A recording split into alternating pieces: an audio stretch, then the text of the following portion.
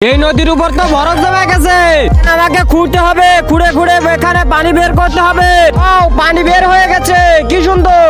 আজ আমি এখান থেকে মাছ ধরবো, তার জন্য আমাকে টোপ ফেলতে হবে। বড়শিটা ফেলে যাই, ছোবাটা ফুলিয়ে নি দিলাম। হাওয়া ম্যাজিকটা ছেড়ে এখন আস্তে আস্তে ধীরে ধীরে ফুলবে। অবশেষে আমার ছোবাটা রেডি হলো। দেখি বসে দেখি কেমন মজা হয়েছে। ও মাছ ধরে পড়েছে। এ কেমন মাছ? এ তো খুব বড় মাছ। আমাকে এখন আরেকটা মারতে হবে। ও আরেকটাও বেঁধে গেছে। এটা দেখি আরো বড়, প্রায় 5-6 কেজি হবে। এত একা খেয়ে পারবো না। যাই, খাওয়ার জন্য রেডি করি। পিস পিস করে তার উপরে লবণ ছড়িয়ে দিলাম। এবারে লেবু দিতে হবে। এবার আমাকে বিভিন্ন মশলা তৈরি করতে হবে। এগুলো ভালোভাবে মিশিয়ে নিয়ে আমাকে মাছে ভালোভাবে মাখিয়ে দিতে হবে। ও হয়ে গেছে। এবারে কাঠ কাগজ ভেজিয়ে দেবো, তারপর আগুনে বসাতে হবে। তার আগে তুমি যদি অনেকগুলো টাকা চাও তাহলে লাইক করো, আর যদি মাকে চাও তাহলে লাইক সাবস্ক্রাইব দুটোই করে দাও, আর কমেন্টে বলে যাও টাকা নাকি মাকে চাও। কিছুক্ষণ পর আমি উঠিয়ে নেব। এবার আমি আরাম এসে খাবো। দেখি কেমন হয়েছে। ওয়াও, খুব সুন্দর, খুব টেস্ট। এই নদীর উপর তো বরফ জমে গেছে, আমাকে খুঁড়তে হবে, খুঁড়ে খুঁড়ে এখানে পানি বের করতে হবে।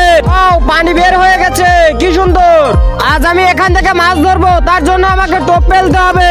বড়শিটা ফেলে যাই, ছোবাটা ফুলিয়ে নি দিলাম। হাওয়া ম্যাজিকটা ছেড়ে এখন আস্তে আস্তে ধীরে ধীরে ফুলবে। অবশেষে আমার ছোবাটা রেডি হলো। দেখি বসে দেখি কেমন মজা হয়েছে। ও মাছ ধরে পড়েছে। এ কেমন মাছ? এ তো খুব বড় মাছ। আমাকে এখন আরেকটা মারতে হবে। ও আরেকটাও বেঁধে গেছে।